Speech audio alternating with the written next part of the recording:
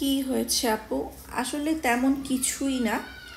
আমার একটা ফ্রেন্ড, সেদিন আমি বাসায় বসা কি যেন করছিলাম, আমার একটা ফ্রেন্ড আমাকে কল করলো, বলল আই নিড হেল্প অ্যান্ড আমাকে রাইট নাও যেভাবেই হোক তোমরা আসো, বা কিভাবে আমাকে হেল্প করতে পারবা আমি জানি না, আমাকে হেল্প করো।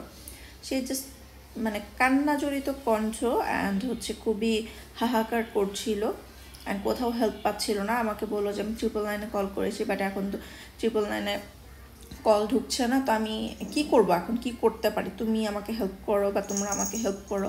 আমি জিজ্ঞেস করলাম কি হয়েছে, দেন বললো সে তার মানে তার বাবার বাসায় অ্যাটাক হয়েছে। তো আমি বললাম যে কিসের জন্য অ্যাটাক হয়েছে, তোমার বাবা কি কোনো রাজনীতি করে বা কোনো রাজনৈতিক দলের নেতা বা কিছু, বা কোনো দল করতো লাইক আওয়ামী লীগ? কারণ ছাত্রলীগদের নেতা ফেতা বা ছাত্রলীগ যারা করতো তাদের সবাইকে ধরা হচ্ছে। পরে সে আমাকে বললো যে ছাত্রলীগ কেন, কোনো দলই আমার বাবা করতো না, তোমার ট্রাস্ট না হলে তুমি জাস্ট চেয়ে দেখো বা এলাকার কাউকে জিজ্ঞেস করো যে আমার বাবা কখনো কোনো দল করতো কি না। তো আমি বললাম তাহলে কেন অ্যাটাক করবে। পরে সে আমাকে যেটা জানালো, বাচ্চা বাচ্চা নিয়ে ঝগড়া হয়েছে আরেক মহিলার সাথে, তার মায়ের।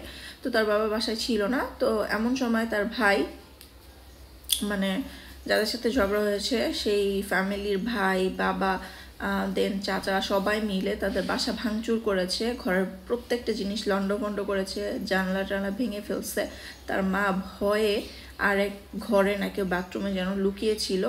তো দেন অনেক দরজা মানে পা দিয়ে লাথি করেও সেটা করতে পারেনি। যদি ভাঙতে পারতো দরজা তাহলে তার মাকে সেদিন হয়তো বা মেরে ফেলতো।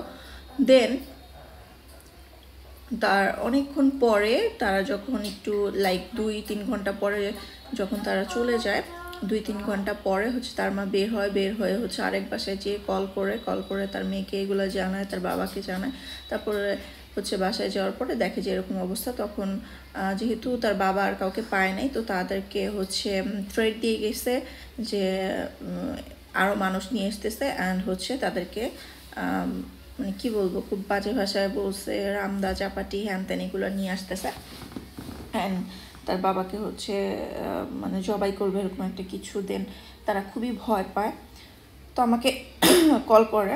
তো এরপরে হচ্ছে মানে আমাকে কল করলে দেন আমি তাকে কিছু ইনফরমেশন দিই, লাইক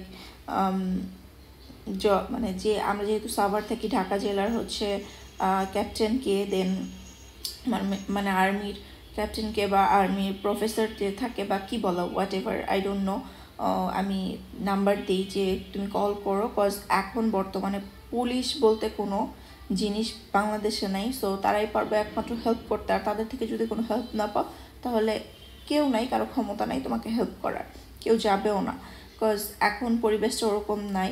তো সে বলল আমাকে যে মানে কান্না করে বলতেছে যে এটা কোনো কথা, এটা কোন দেশে বাস করতেছি, মানে এখন যদি এসে আমার বাবাকে কেউ মেরেও যায় সবাই জাস্ট দেখবে, কোনো বিচার নাই, এটা কেন হইলো, কেন এরকম হইতেছে, এটা কোনো 24 সালের মানে বাংলাদেশে আমরা থাকি, আমি এটা ভাবতেও পারতেছি, মানে অনেক কথা।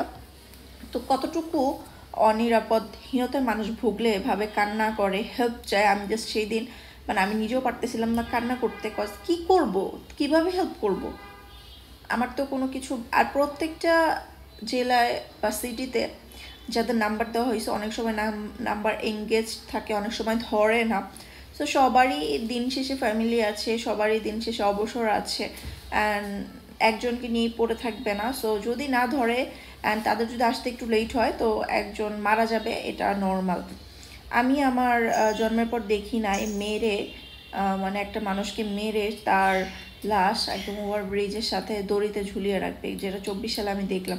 আমি দেখি নাই ঘরের মধ্যে ঢুকে হচ্ছে লুট করতেছে, মেরে ফেলতেছে। আমি দেখি নাই ওপেনে ডাকাতি হচ্ছে, আমি দেখি নাই কেউ কাউকে মেরে ফেলতেছে সবাই চেয়ে চেয়ে দেখতেছে। আমি দেখিনি কোনো দেশে পুলিশ এভাবে মারা হয়েছে। শেখ হাসিনা থাকতে যতগুলা না হত্যা হয়েছে, যতগুলো না ক্ষতি হয়েছে দেশে, তার 2 গুণ হচ্ছে এখন। সো এগুলো নিয়ে কিছু বলার নাই, এগুলো নিয়ে বললে হচ্ছে মানুষ বাজে বলে।